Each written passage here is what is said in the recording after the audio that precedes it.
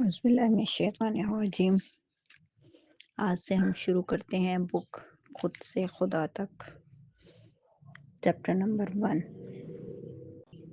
میں کون ہوں، خودی کیا ہے، نفس کیا ہے۔ اپنی پہچان کے لیے جب ہم قرآن مجید سے مدد لیتے ہیں تو اللہ تعالیٰ نے 2 طرح کے دشمنوں کا ذکر کیا ہے، جن میں سے ایک شیطان اور دوسرا نفس انسان ہے۔ شیطان کھلا اور نفس چھپا ہوا دشمن ہے۔ شیطان کے بارے میں علم عام ہے، لیکن نفس کا علم دشوار اور پوشیدہ رہا ہے۔ قرآن کریم میں انتہائی شدت کے ساتھ نفس کے تزکیہ کا حکم دیا گیا ہے۔ تزکیہ تبھی کیا جا سکتا ہے جب ہم اس دشمن کو جان لیں، خوب اچھی طرح پہچان لیں کہ آخر نفس ہے کیا، اس کے افعال کیا ہیں، تبھی ہم اس قابل ہو سکتے ہیں کہ اسے پاک کر سکیں۔ آئیے اللہ کا نام لے کر نفس کے طلسم ہوشربا میں اترتے ہیں اور اس سے جاننے کا آغاز کرتے ہیں۔ بنیادی طور پر نفس کے 3 حصے ہیں: جسم، حواس خمسہ، ذہن۔ ہم بالترتیب تینوں کا مشاہدہ کرتے ہیں۔ جسم ایک رونمائی ہے، باڈیز اپیرنس۔ ہر جاندار کا وجود اس کے جسم کے ساتھ ہے۔ جسم واحد جرثومے یعنی کہ سنگولر سیل سے بنا ہے۔ یہ ایک حیاتیاتی مادہ ہے۔ جسم ایک زندہ چیز نہیں ہے۔ حواس خمسہ موجود نہ ہوں، دماغ کام نہ کر رہا ہو تو جسم کی اپنی حیثیت ایک مردہ شے کی ہے۔ جسم کا عقل سے براہ راست کوئی زیادہ تعلق نہیں ہے۔ جسم حیوانی ہے اور اس میں 2 جبلتیں ہیں: بچاؤ اور افزائش نسل، سروائیول اور ریپروڈکشن۔ جسم صرف بھوک مٹانے اور اپنی پیداوار بڑھانے میں دلچسپی رکھتا ہے اور اسے باقی کسی شے سے غرض نہیں۔ گو کہ انسانی جسم اپنی بناوٹ اور نفاست کے اعتبار سے تمام حیوانی اجسام میں اعلیٰ وجود رکھتا ہے، لیکن پھر بھی یہ ایک اٹل حقیقت ہے کہ بنیادی طور پر حیوان اور انسان کے جسم میں حیاتیاتی اعتبار سے کوئی زیادہ فرق موجود نہیں ہے۔ زندگی اس کی سرشت ہے، یہ بذات خود زندگی ہے۔ اسے اس دنیا میں بچنے کے لیے، سروائیو کرنے کے لیے خوراک چاہیے اور یہی اس کی اولین ترجیح ہے۔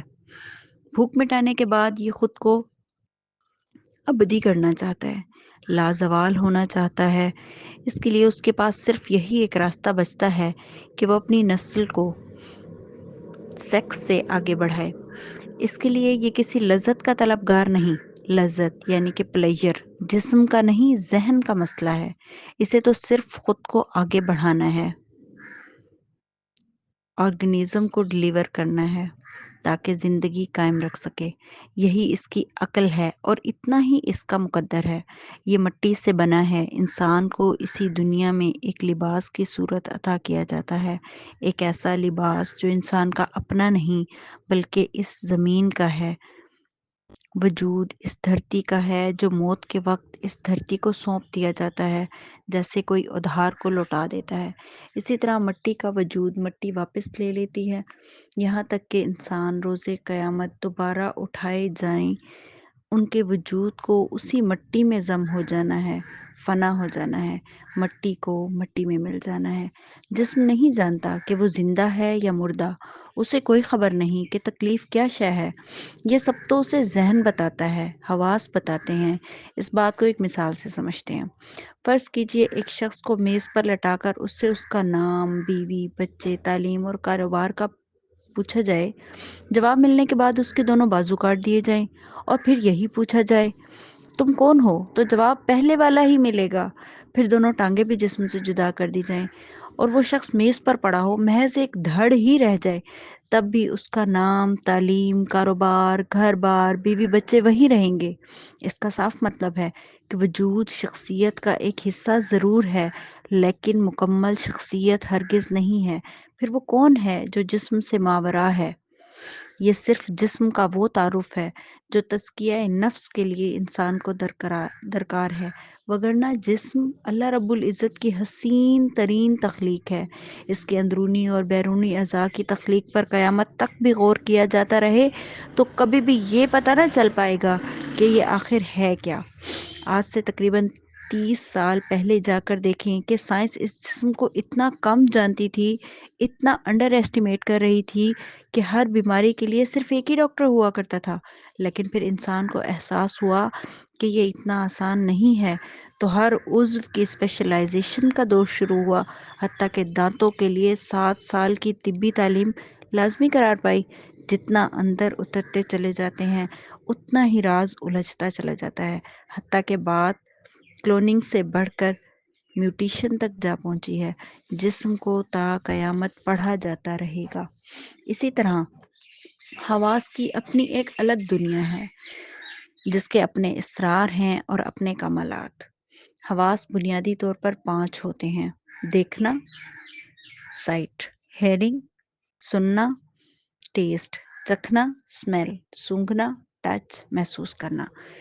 یہ جسم کے لیے سینسرز کا کام سر انجام دیتے ہیں، معلومات اکٹھی کرتے ہیں اور دماغ کو پہنچاتے ہیں۔ ان کا اصل کام جسم اور ذہن سے مل کر خواہش کو جنم دینا ہے۔ اس پر آگے بات ہوگی۔ حواس کو کام کرنے کے لیے مخصوص اعضاء دیے گئے ہیں۔ بصارت آنکھ کو کیمرے کی طرح استعمال کرتی ہے۔ سماعت کانوں کے ساتھ جڑی ہے۔ چکھنے کی حس زبان میں ہے۔ سونگھنے کے لیے ناک استعمال ہو رہی ہے اور چھونے کی، محسوس کرنے کی حس پورے وجود کے پور پور میں سمائی ہے۔ واضح رہے کہ یہ تعریف طبی نقطہ نگاہ سے نہیں کی گئی، کیونکہ اللہ ایک تخلیق سے ہزاروں لاکھوں مقاصد حاصل کرتا ہے۔ جیسے ناک صرف سونگھنے کے لیے نہیں ہے، بلکہ سانس لینے اور نکالنے سمیت اس کے بے شمار کام ہیں۔ یہاں حواس کے بیان کا مقصد صرف اپنی پہچان کے لیے ہے۔ ہم کل میں سے جزو کو الگ کر رہے ہیں تاکہ جو ایک نظر آ رہا ہے حقیقت میں وہ کیا ہے، یہ جان سکیں۔ حواس کے پاس بھی اپنا کوئی علم نہیں ہے۔ ذہن کے بغیر حواس کے پاس جو معلومات ہیں وہ کسی کام کی نہیں ہیں۔ ایک نظر ذہن کو بھی دیکھتے ہیں۔ موضوع کی مناسبت سے سر دست صرف اتنا سمجھ لینا کافی ہے کہ ذہن جسم انسانی میں یادداشت کا مرکز و محور ہے۔ یہ ڈیٹا سینٹر ہے، انالسٹ ہے۔ یہ تمام جسم اور حواس پر حکمران ہے۔ حواس باہری دنیا کی معلومات اسے مہیا کرتے ہیں۔ اس انفارمیشن کی مدد سے ماضی کے تجربات کو استعمال کر کے ذہن ایک تجزیہ کار کی حیثیت سے فیصلہ صادر کرتا ہے۔ جسم اور حواس جسے ماننے کے پابند ہوتے ہیں۔ یہ جان لینا ضروری ہے کہ ذہن اور دماغ دونوں الگ الگ ہیں، مگر ایک دوسرے سے جڑے ہیں۔ جیسے جسم مادی اور روح غیر مادی ہے، اسی طرح دماغ یعنی کہ برین مادی ہے اور ذہن یعنی کہ مائنڈ غیر مادی ہے۔ دماغ اعصابی نظام اور بہت سے دوسرے خلیات سے مل کر بنا ہے، جن کو دیکھا جا سکتا ہے، چھوا جا سکتا ہے، جبکہ ذہن غیر مادی ہے، یہ سوچ کا نام ہے۔ ذہن دماغ کے ذریعے تمام جسم انسانی سے جڑا ہے۔ نفس انسان ان تینوں حصوں سے مل کر بنا ہے: جسم، حواس اور ذہن۔ یہ تینوں ایک دوسرے کے بغیر بیکار ہیں، کسی ایک دوسرے کے بغیر کوئی حیثیت نہیں۔ اگر اس سوال پر گہرائی سے غور کیا جائے کہ میں کون ہوں، تو انسان برتائے حیرت میں گم ہو جاتا ہے۔ کیا میں جسم ہوں؟ کیا میں احساس ہوں؟ کیا میں ذہن ہوں؟ جب بھی کوئی اندر اتر کر دیکھتا ہے تو پاتا ہے کہ میں یہ سب نہیں ہوں، میں ان سب سے ماوراء ہوں۔ میں ایک حقیقت منتظر ہوں۔ میری عزت، میرے خیالات، جذبات، میرا علم، میری دنیا، یہ سب کس کا ہے؟ یہ عزت کس کی ہے؟ کیا عزت میرے جسم کی ہے، احساس کی، یا پھر میرے ذہن کی؟